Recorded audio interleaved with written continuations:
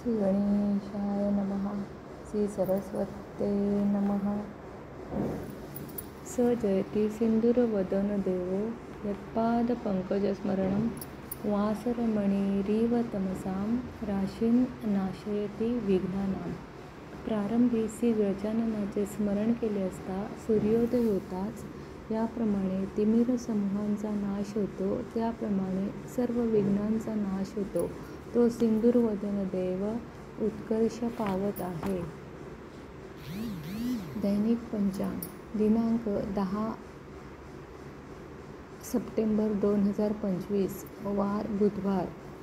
शालिवान श्री शके 1947 संवत 2081 संवत्सर विश्वावसु संवत्सर अयन दक्षिणायन सौर ऋतू शरद ऋतू मास भाद्रपद पक्ष कृष्ण पक्ष तिथी कृष्ण पक्ष त्रयोदशी तिथी दुपारी 15:38 पर्यंत.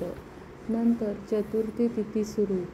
नक्षत्र रेवती दुपारी 16:03 पर्यंत. नंतर अश्विनी नक्षत्र सुरू. योग वृद्धी रात्र 20:32 पर्यंत. नंतर ध्रुव योग सुरू. करण दिवाकरण विष्टी. हे करण अतिशय अशुभ आहे. 15:38 पर्यंत. रात्रो बौकरण 26:12 पर्यंत. नंतर बालवकरण सुरू. सूर्य राशी सिंह. चंद्र राशी चंद्र दुपारी 16:03 पर्यंत मीन राशीत असेल. नंतर तो मेष राशीत प्रवेश करेल. ग्रहांचे अंशात्मक प्रमुख योग. चंद्र प्रतियोग मंगळ 180° अशुभ. चंद्र केंद्रयोग गुरु 90° अशुभ योग. चंद्र त्रिकोण/नवपंचम योग शुक्र 120° शुभ. चंद्र केंद्रयोग प्लुटो 90° अशुभ. आज आकाशात राशीत असणारे ग्रहज्ञान. मेष राशीत कोणताही ग्रह नाही. वृषभ राशीत हर्षल वक्री 7°वर. मिथुन राशीत गुरु 25°वर. कर्क राशीत शुक्र 24°वर. सिंह राशीत रवी 23°वर. बुध 20°वर अस्त आहे. केतू वक्री 24°वर. कन्या राशीत मंगळ 27°वर.